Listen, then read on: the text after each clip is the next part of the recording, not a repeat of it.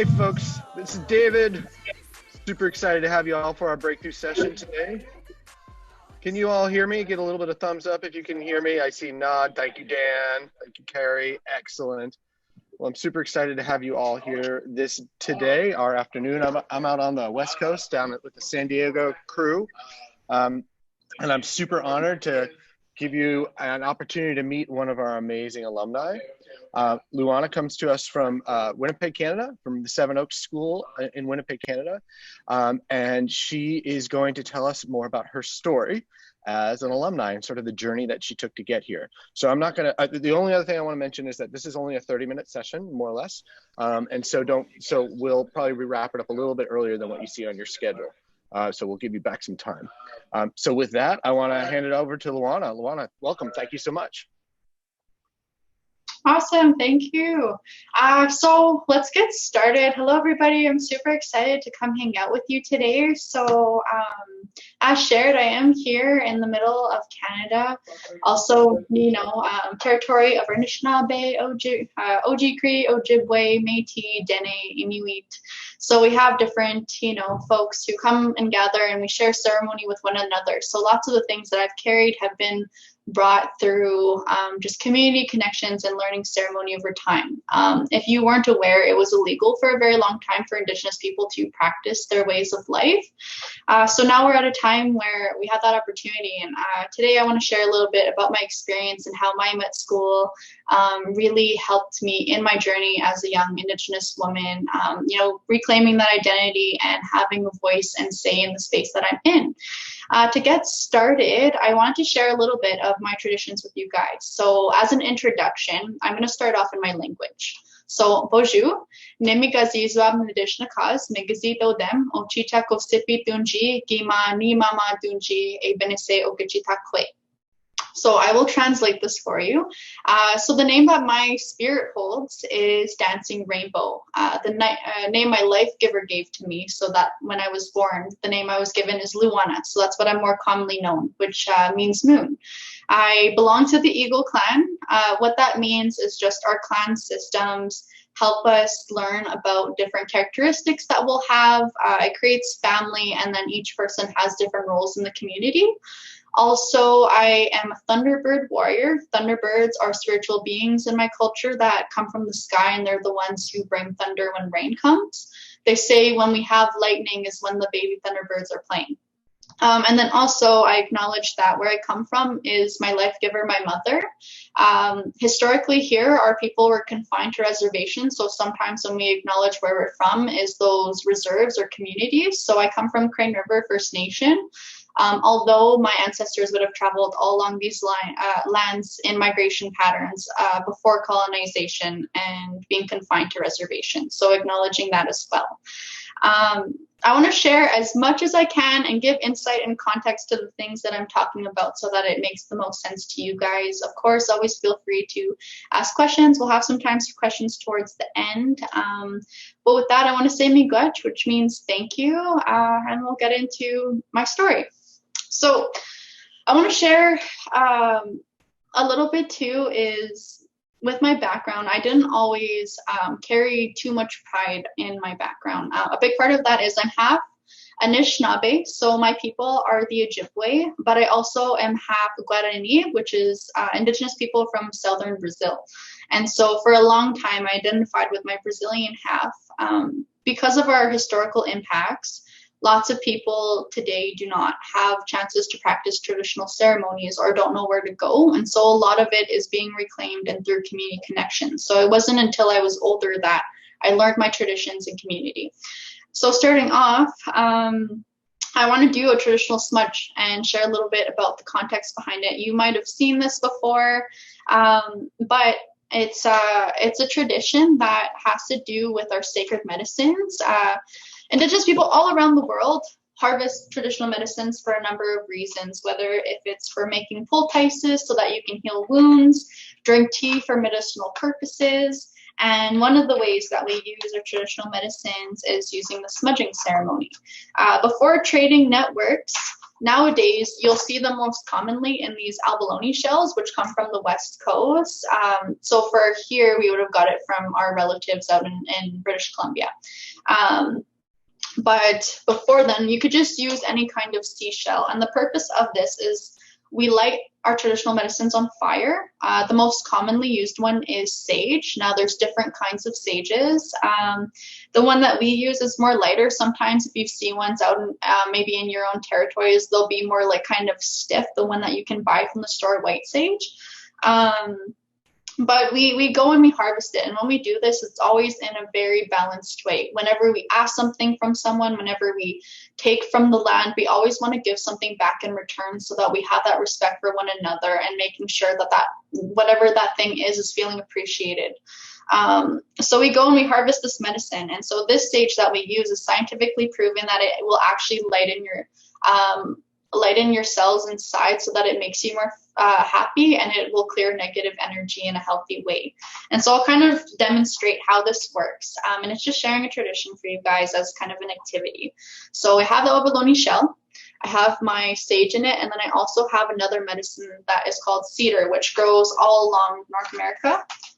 So you may be familiar with it depending on whereabouts you are. I know that this conference will have folks from, all different places, which is super exciting. Yeah, so we light it on fire. We don't blow it. We just kind of whipped it. And for me, I have this big eagle fan today. So we'll whip the smoke, and this just gets it going. And then how we do it, there's no wrong way to smudge yourself, but we kind of have a little bit of a guide when we teach, our younger ones so that they can have a base. So starting off, we'll do over our head just for overall healing, then towards our mind so that we think good things, to our nose so that we smell good things, our mouth so that we say good things, our ears so that we hear good things, our heart so that we feel good things. In my culture, we believe that our hair carries our energy, so we'll smudge our hair so that we can cleanse any negativity that we may have been feeling. Some people will do their feet so that they walk in a good way. And that's a little bit about our smudging ceremonies. Aside from that, we use medicines for all different reasonings, but okay, so I heard matches, not lighters, which is a great point. Something I will share with you really slightly is lighters are actually older. They were invented before matches. Of course, we always try our best to do the most natural as possible, so matches are preferred, but for accessibility, since lots of people don't have that opportunity to always, have these things on hand, we just say that you use what feels good to you in your heart, and if you need that medicine, then that's okay. So I seen there was a little comment there, so I'm just responding to that really quickly. I'm going to share with you guys a traditional song in my drum. And in our greetings, we take that time to have that smudge for self-care, and so that we can make sure as gathering in a group that we can feel good. So sending it off to you guys virtually, because I know we can't be in person. And then aside from that, we have our drums, which the sound of our drums represents our heartbeat. It's the first thing that you ever hear in your life giver's boom. We say life giver because this gives us flexibility to not just specify it towards women, but all, different folks who love and identify in all different ways, who have that ability to create life. So we're always mindful of that. We've had, people, we call our two-spirit folks. So that was always a part of our culture. Lots of these things that sometimes in modern day, our systems that we can, not always be the most kind towards. Lots of these ways we had for a very long time, and a place for everybody. Back in the day, we would identify those, what they were good on, based aside from, how they identify. We would, call someone, the one who's good working with the water, who's good at harvesting medicines, who's good at hunting. That's how we would refer to folks back in the day. Our drum represents our heartbeat. So you hear this sound. It's the first sound that we ever hear in our life giver's boom. And so when we sound that drum, that's what it's reconnecting us to.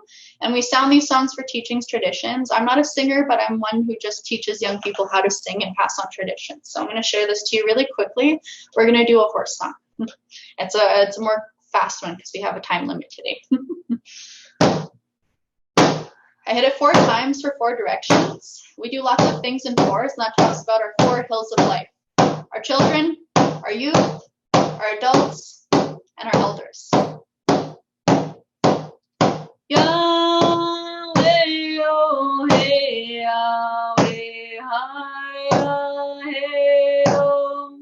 Yahweh, oh, hey, Yahweh, oh, hey, hey, oh, hey, hi, hey, oh. Yahweh, oh, hey, Yahweh, oh, hey, hey. Yahweh, oh, hey, Yahweh, hi, hey, oh. Yahweh, oh, hey, Yahweh, oh, hey, hey. Way, hi, hey, oh. Yahweh, oh, hey, Yahweh, oh, hey, hey. Yahweh, oh, hey, Yahweh, hi, hey, oh. Yahweh, oh, hey, Yahweh, oh, hey, hey, oh. Way, hi, hey, oh. Yahweh, oh, hey, Yahweh, oh, hey, hey.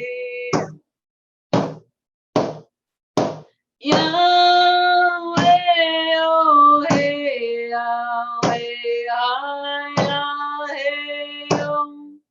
Yahweh, oh, hey, Yahweh, oh, hey, hey, oh, hey, hi, hey, oh.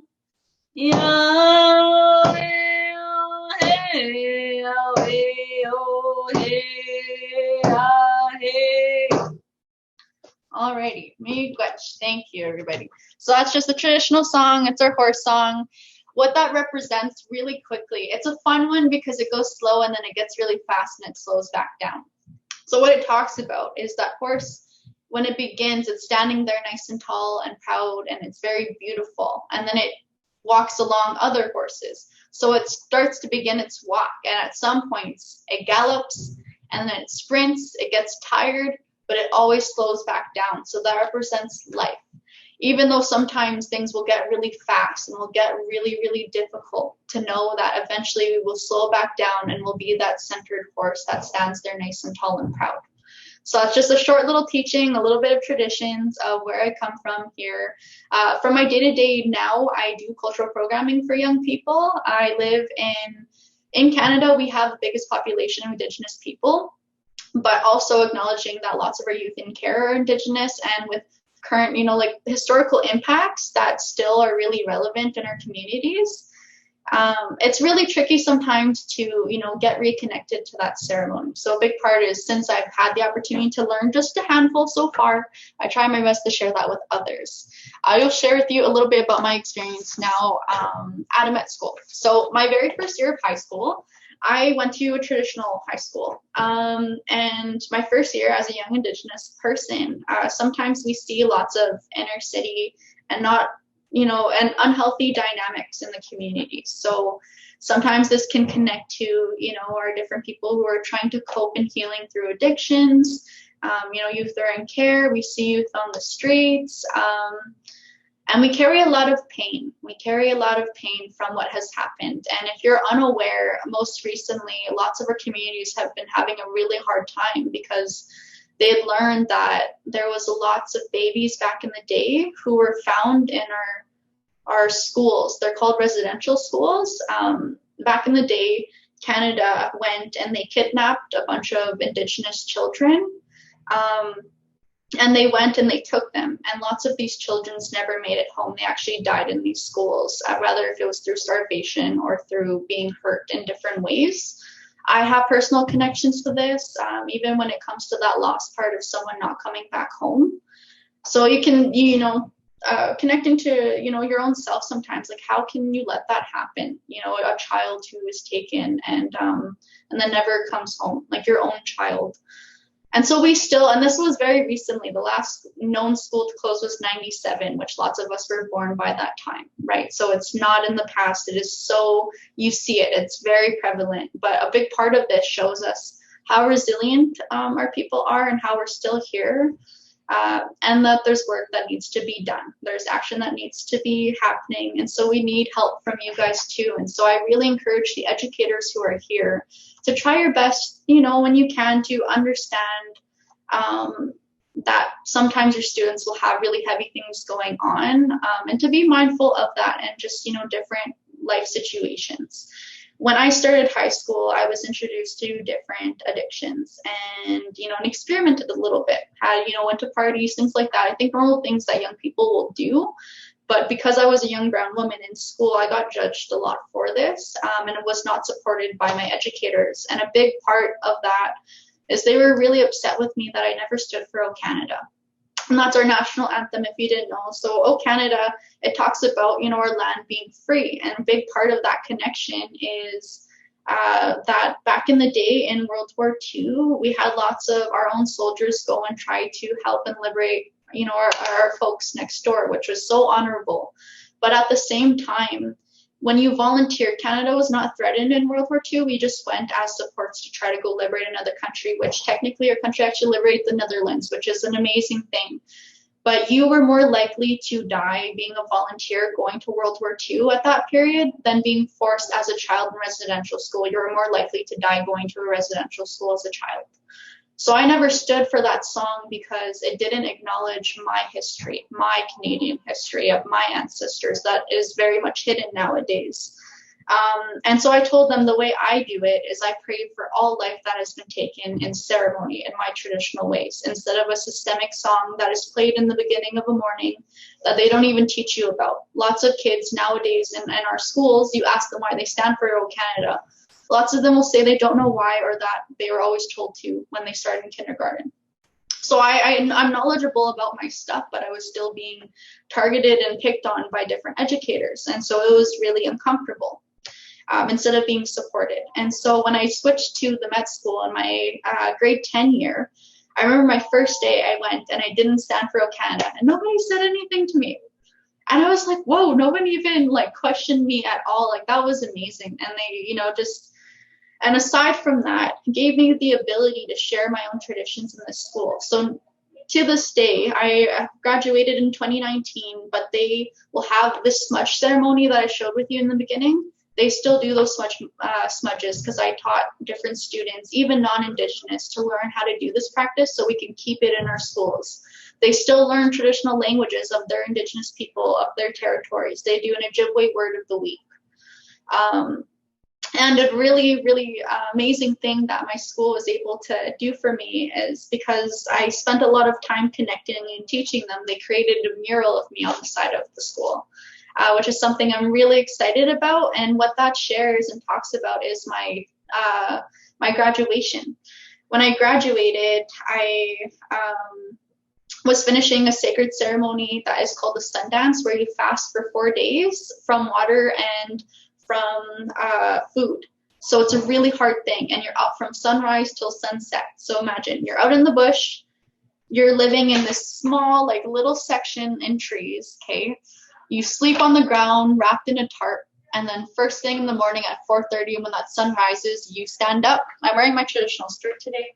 You stand up and you have tree poles in front of you, and you step and you shake with each pole, and at the same time you have an eagle whistle, which is a bone from an eagle with sap inside it, and you blow into it every step you take. So you're getting rid of all your hydration through your mouth. You're going without food. It's very difficult, but you do this so that you can pray for good things. So things I've prayed for in my years of sun dancing has been for the children, have been for Mother Earth, things like that, for myself even, for healing in the community. And so you go there and it's a chance to pray. And also we do traditional ceremonies like we drag buffalo skulls on our back through a wooden peg, or we connect to a tree where you run back and they rip out, which may sound really crazy, but it's similar to lots of traditions around the world. And a part of that is just releasing heavy things in our lives. And I've had opportunities to do that. So I finished my Sundance, then it was a day, and then I graduated. So I came to my Sundance, I was full bushed out, burnt a little bit, and my principal actually came to my Sundance, and she walked behind me when I dragged buffalo skulls on my back, which no other educator has ever done for me. So as a young person going through lots of peer pressures and trying to figure out a bunch of, different things for my own self, they supported me and connected me with really amazing educators in the community. So some internships that I've had is I was working with the director of Indigenous Strategies at the Red River College. I was working with a traditional elder at Manitoba, our University of Manitoba for a while, and she would sit me in her Indigenous mythologies class, which I took with her, and then also she would take me to meetings with elders when we discussed things like, really tough things like suicide. We discussed, how to create healthy family dynamics for our communities and how to revive ceremony. So I got to sit in that space. I took a course, Inner City Dynamics, at the University of Manitoba with really amazing community supports who created things like action therapy, which is an auntie and uncle relationship with young people. So non-traditional therapy setting where you take them and learn about culture.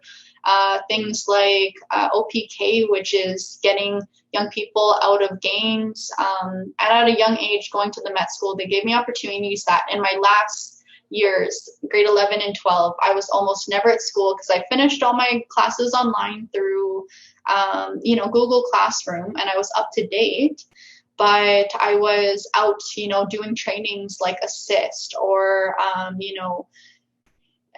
learning about intergenerational trauma and how to support other people that were going through hard times around me that some may have not, always known about. And so it was really difficult, but I had some really amazing supports, which also connected me to travel. So I traveled all 4 years of high school for free. I did St. John's, Newfoundland. I connected with the Mi'kmaq people over there. My second year, we went to Ottawa where we just learned about science, but history as well. And I had a chance to wear actually the same traditional skirt I'm wearing at the Parliament. As just a statement because of acknowledging that history and what has been done to my people and just, representing while I was there. We did Vancouver in grade 11, which was beautiful, and I got to visit the Museum of Anthropology, which I really love world cultures and would love to travel and learn about that. My clan says that's what we do. That's our work, is to bring values and interchange them with other people for ongoing healing and interconnectedness. And then as well, my last year, I got to go to San Diego, and it was actually a big picture learning conference. I was their keynote speaker, and so they dragged me out, and I got to go with some educators, which that was a really fun trip as well. And after I graduated, I did a 2-week expedition learning about climate change and the Arctic with youth from 20 different countries and educators from 20 different countries. So this included UN representatives, government representatives, Inuit elders, scientists, all different kinds of folks. And it was just program Students on Ice. Check it out for your students. There's lots of scholarships for it, and it includes people from all over. So again, Students on Ice. Amazing opportunity. I applied twice, got it my second year. It's a $16,000 expedition. 90% of people are covered through scholarships. So sharing that with you guys, check it out. Aside from that, it was just a really, starting off as feeling neglected and feeling unsupported to being in a space where they just embedded me in my culture and allowed me to take up space and share and feel like a family, and be able to just have that opportunity to heal myself on that journey and do it alongside the people that were with me. We had difficult conversations. In my last year of high school, we sat there and talked about really heavy things that opened up other people's eyes of their, maybe you could say like just, discriminative intentions towards my people. And it's uncomfortable being the only Indigenous kid in class that is, hearing of all your peers and their tendencies and their realizations, but it's part of that work that has to be done sometimes, right? In order for us to create that healing. My biggest thing, because I know we'll get into some questions, is learn about the people of the lands that you're living on and learn about the current systemic impacts and really take time to consider that, because it still impacts us and we need supports, we need allies, we need love. We want to share that love with you guys too, but we need to get a place where we're up on our feet so that we can do that.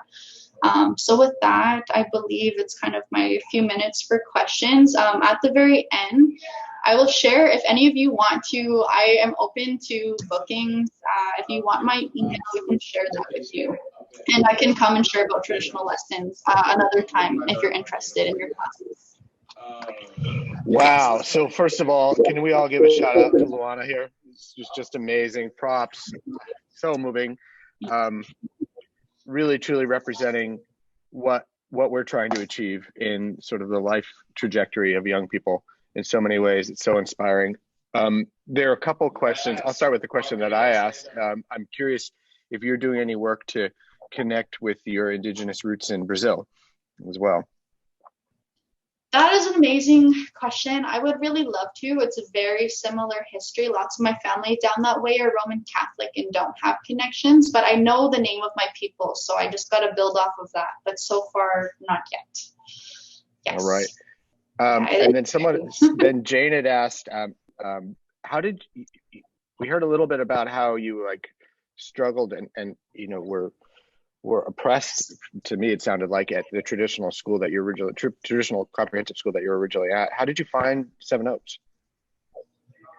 My best friend, actually, he went to the med school for his first year. He's really amazing, and he is, he has Métis heritage, so a bit of indigenous, but he's one of the people in my life that I can share anything with and not feel heavy after sharing that with one another, and has done really amazing things also for the indigenous community at his time in Met.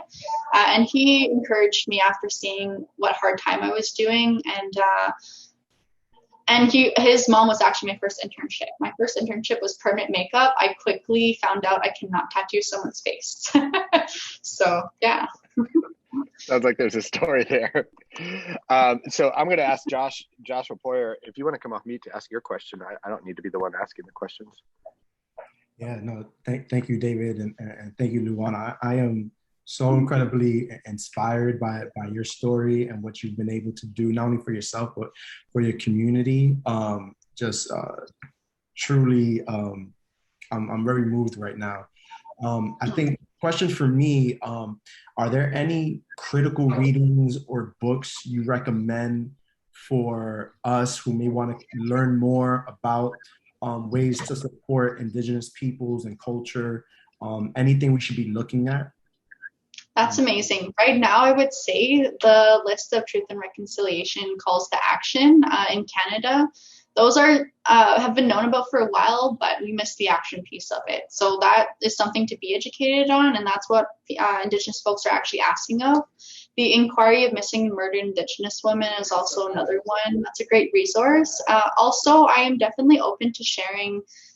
Maybe afterwards I could connect with the BPL crew for whoever attended this session and give you a series of short videos that you could watch. And they're just, I've created a few of them with young people over the years and know some really other amazing Indigenous creators. So, yeah. Thank you. Yeah, that would be great. And so if anybody else would like to come off mute that has a question, please pipe up. But yeah, thank you for asking that. That's awesome. Let's see. More questions? If not, that's okay. I know it was a lot. Some folks are, thanks for putting some of Christine, thanks for putting the link there for one of the pieces that David, I mentioned. Go ahead. I have a question I dropped in the chat. Please. So I'm just curious, what is a piece of advice or a starting point that you would give an educator who wants to allow a space for students to explore, to learn, to share more about their culture and their history, but maybe the leadership at the school or even the district would see it as not approve of it or frown upon? Where would be a starting point for us? Talking to the youth and seeing what they want. I think that's always a great starting point, is let them tell you what they need, what they're needing to learn. Schools can be a tricky thing to navigate sometimes, but I mean, it's, side that important work, that these tough conversations, although sometimes are more hidden about that, we need safe spaces to do that. So just trying to figure out those loopholes, and also when getting into those conversations, self-care resources for afterwards, so that way people aren't feeling triggered after learning about certain things. Yeah, but starting off with just hearing from the youth and their ideas, I think is a great point. Thank you. And I love that you raised the self-care, like a check-in almost after, for students to be able to like assess what they've just learned about. That's awesome. Thank you. Yeah, it's really important. I really encourage this, because depending on what, even for yourself as educators and depending on your findings, it could be really disturbing. Like for today, I didn't share specifics just so that, I don't leave anybody feeling bad after a short amount of time, but it's really real and it's really hard. So, and you feel that we carry that through our blood memory through generations, right? It's proven, it's in us. So but it comes with resilience. Any last questions, folks? All right. Well, Luana, we are blessed and so grateful to have had you share your story and a bit of yourself. And I just want to comment, like, you have I was noting to some of my colleagues here, you have a clear stage presence, and particularly like knowing how to leverage virtual platforms and presentations. You're a pro at this, and from the tech, because I'm kind of a tech person, I'm like, the way you staged this all was super engaging and beautiful. So thank you for all of your attention to detail. I see a lot, you see you putting an email address. There is a feedback form that my colleague Brenna has posted in the thread. We really appreciate if folks can give feedback. Feedback. It always helps us get better. We take it very seriously. So please